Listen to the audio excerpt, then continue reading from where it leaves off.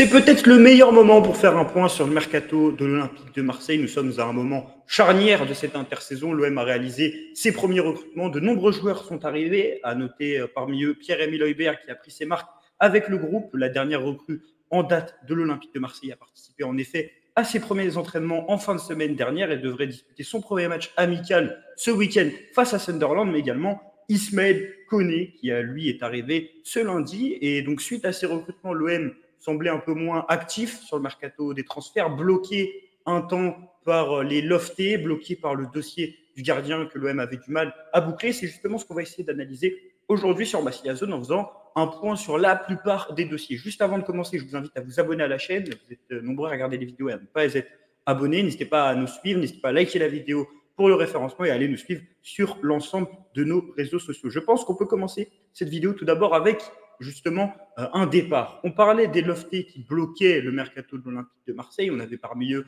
Samuel Gigot. On parlait beaucoup de la situation de Jordan Verretou qui devait aller du côté d'Al Douail au Qatar. On parlait énormément de la situation de Chancel. Même on va encore en parler, mais aussi de celle de Paul Lopez. On avait oublié Ismaïla Sarr et Ismaïla Sarr a quitté l'Olympique de Marseille. C'est pratiquement officiel. Ça va être officialisé par Crystal Palace dans les prochaines heures. Peut-être que c'est en train d'être officialisé au moment où je tourne cette vidéo. Et le dossier Ismaïla Sarr, qui avait été débuté à la moitié du mois de juillet par Crystal Palace, était également examiné par Villarreal depuis un petit temps. On l'avait révélé en exclusivité sur Massilia Zone. L'OM avait essayé notamment d'inclure Ismaïla Sarr dans les négociations avec Philippe Jorgensen.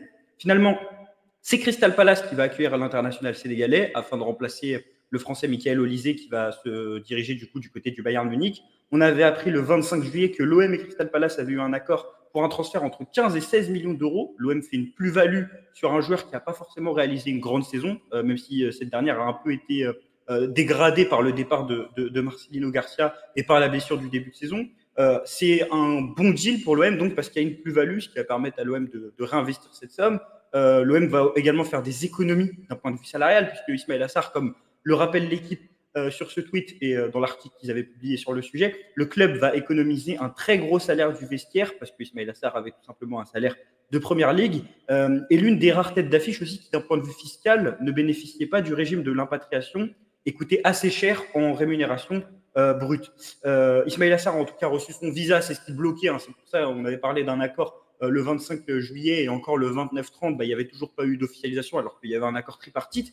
Si ça bloquait, c'était à cause du visa du joueur, parce que le Royaume-Uni ayant quitté l'Union européenne, les extra-communautaires, à savoir africains, mais également ceux qui possèdent une nationalité européenne, doivent demander un visa de travail, un permis de travail avant de jouer en première ligue, même si Ismaïla Sarr en avait déjà obtenu lors de son premier départ du côté de Watford en 2020 ou 2019. Il a en tout cas reçu ce visa et il est bien arrivé à Londres et sa VM est bien passée. Donc Ismaïla Sarr va vraisemblablement définitivement quitter l'OM à 99% puisque sa visite médicale a été passée et c'est confirmé par Fabrizio Romano qui indique que le joueur a quitté l'OM et a signé son contrat avec Crystal Palace. Donc un gros départ pour l'Olympique de Marseille qui a vraisemblablement bien vendu en ce début de mercato. On peut rappeler départ de Iliman Ndiaye pour 18-20 millions d'euros, départ de Vitinha pour 15 millions d'euros, départ d'Aubameyang qui va rapporter à peu près 8 millions d'euros.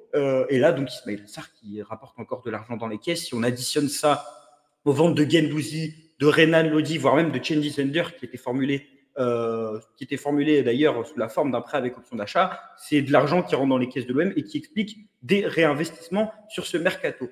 Autre départ d'un joueur qui n'était pas dans le loft, qui est lui directement en réserve parce que l'OM ne compte plus sur lui depuis déjà 3-4 ans, malgré sa prolongation en 2021. Jordan Amavi va définitivement rejoindre Brest selon la Provence. Il y était prêté la saison passée, il n'avait disputé qu'un seul match. Franchement, je suis assez surpris parce que le fait qu'il y ait disputé qu'un seul match la saison passée, bon, il avait inscrit un coup franc, m'intrigue énormément sur la volonté de Brest de l'acheter définitivement. Et là, voir qu'ils vont définitivement l'acquérir alors qu'ils sont en Champions League et qu'avec les ventes qu'ils viennent de réaliser, notamment Lilian Brassier, je m'attendais à quelque chose de plus intéressant pour Brest et je m'attendais vraiment à voir Amavi aller dans un bled bizarre, comme par exemple dans l'Olympiakos. Je ne sais pas s'il est déjà passé par là. C'était Conrad qui était passé par l'Olympiakos, par un club de l'Est, voire même peut-être vers un promu, Saint-Etienne, quelque chose comme ça, mais pas à Brest. Après, peut-être que je surévalue la dimension du stade brestois. C'est quand même un club qui va disputer la Champions League. En tout cas, très bonne nouvelle pour l'Olympique de Marseille qui va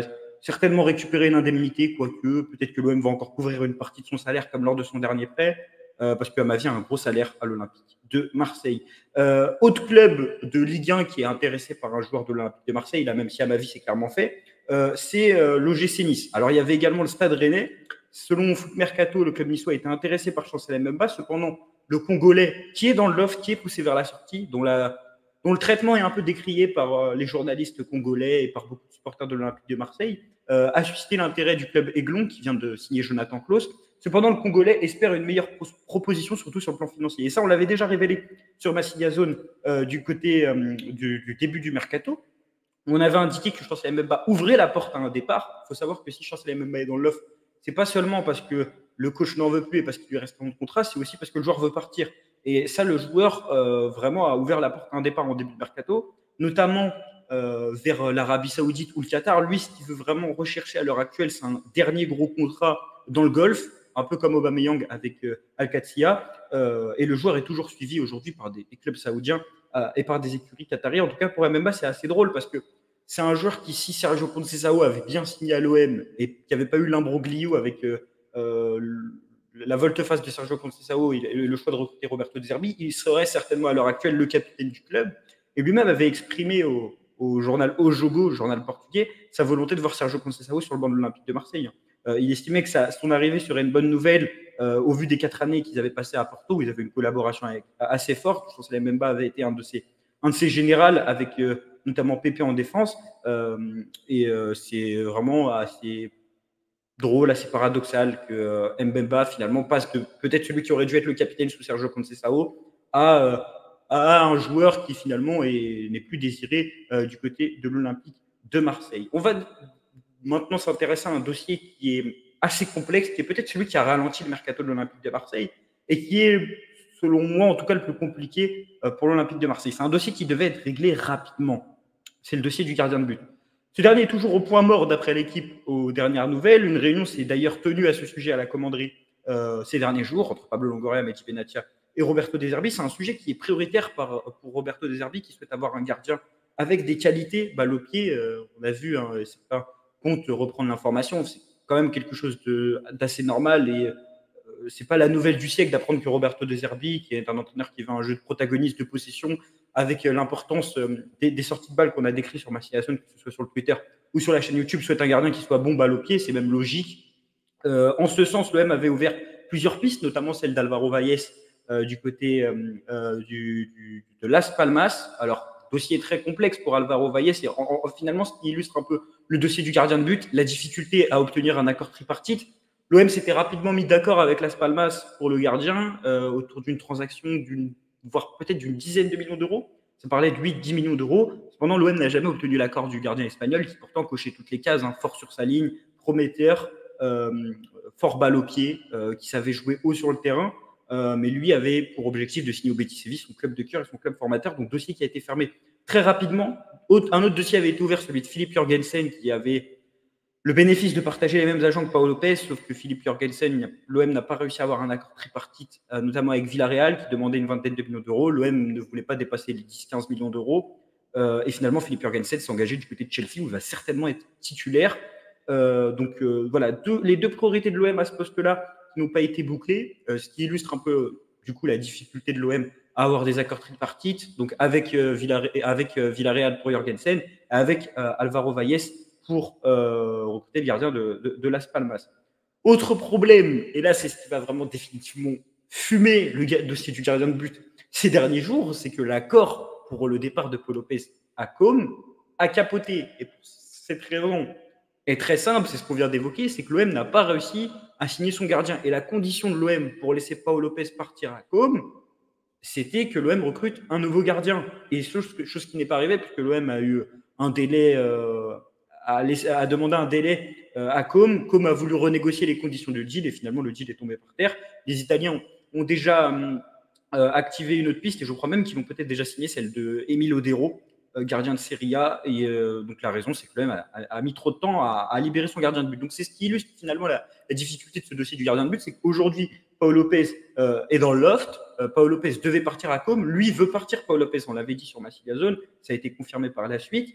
Il y avait un accord trouvé et finalement, parce que Com a voulu renégocier les conditions du deal, mais surtout parce que l'OM demandait un délai trop important et n'arrivait pas à boucler son gardien, bah finalement, Paul Lopez va même pas aller à Com. Et on est le 31 juillet aujourd'hui au moment où je tourne cette vidéo, il est 18h03 au moment où je tourne cette vidéo et les portes continuent de se fermer pour Paul Lopez. Monza, qui était un des clubs intéressés, alors a failli faire Keylor Navas, finalement ça a peut-être capoté, ils vont faire un autre gardien qui n'est pas Paul Lopez. Le Genoa veut faire David De Gea. Donc les portes qui étaient ouvertes en début de mercato pour Paul Lopez commencent à se fermer. La plupart des équipes, généralement, le 31 juillet, elles ont trouvé leur nouveau gardien. Alors même si l'Espagnol suscite des intérêts du côté de club espagnol, va quand même falloir voir s'il va souhaiter y aller, parce qu'il y a quand même un certain salaire, et surtout que Como était le transfert idéal pour lui d'un point de vue familial, aussi sportif, mais en termes de collaboration également avec le nouvel entraîneur de Com, qui est donc Cesc Fabregas.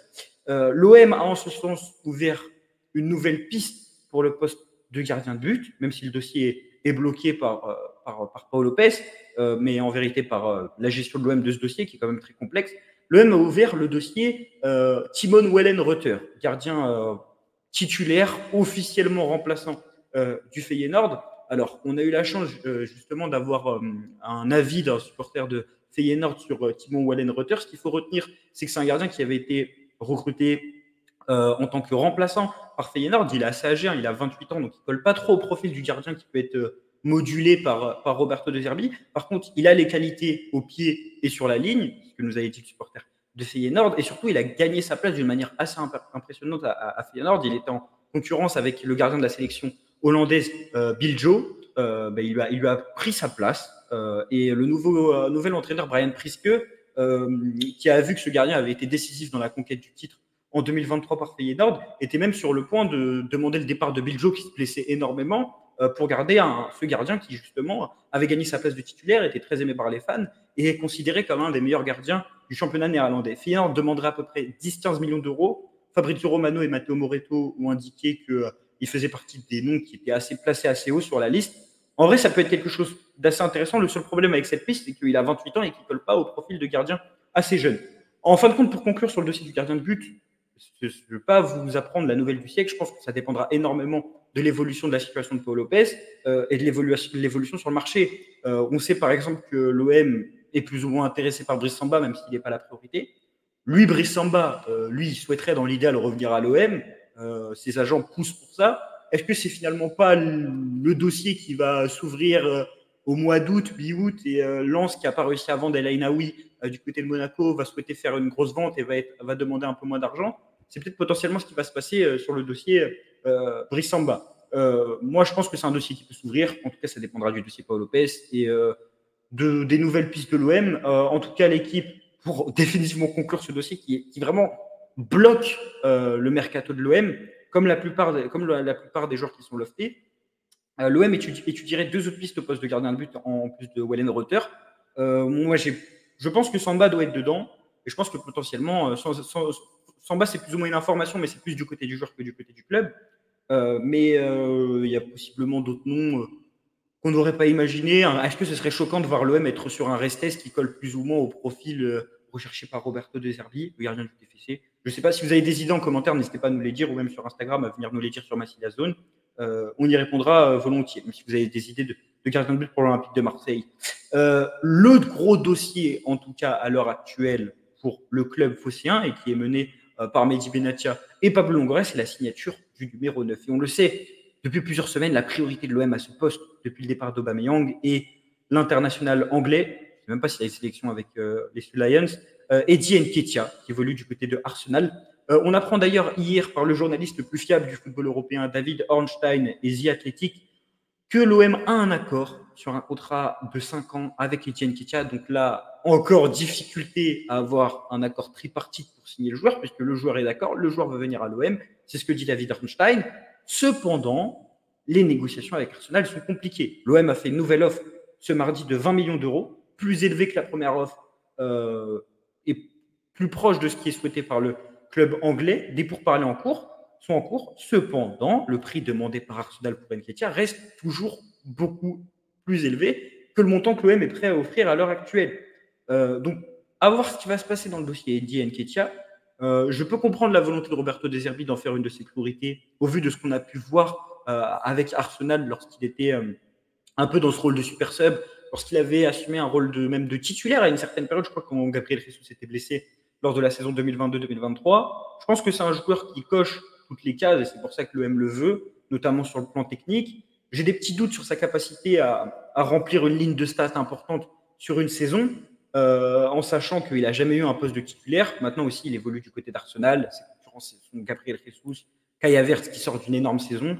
Donc, on ne va pas juger la qualité du joueur sur le fait qu'il soit remplaçant à Arsenal. Je pense que ça peut être une bonne pioche, juste au-delà de 20-25 millions d'euros. Je trouve ça trop cher, surtout quand je vois le prix d'autres numéro 9 qui ont été recrutés par des clubs de Ligue 1, notamment l'Olympique Lyonnais avec Georges Mikotadze. Donc, à voir la suite de ce dossier, mais plus de 20 millions d'euros, je ne comprendrais pas trop pourquoi l'OM forcerait pour ce deal. En tout cas, ça parlait plutôt d'un prêt avec option d'achat et c'est ça qui me surprend, que l'OM voulait un prêt avec option d'achat avec Arsenal. En tout cas, les relations avec le board d'Arsenal sont très bonnes. L'OM a fait plusieurs deals avec Edu, le directeur sportif du club. On se rappelle de Saliba, on se rappelle de Nuno Tavares, on se rappelle de Matteo Guendouzi. Il y a d'autres arguments qui peuvent plaider en la venue de Eddie Nketiah, notamment ces joueurs-là qui sont passés par l'OM et qui sont passés par Arsenal, notamment Pierre-Emerick Aubameyang, qui a déclaré sur Twitter qu'il avait déjà un peu fait le forcing pour dire à Eddie Nketiah de venir à l'OM. On espère qu'il pourra le faire avec la direction d'Arsenal pour qu'il puisse accepter ce dossier. La vidéo est déjà un peu longue, on est déjà à la 16e minute pour l'analyse de cette actualité. Encore une fois, n'hésitez pas à vous abonner, à mettre un pouce bleu pour le référencement.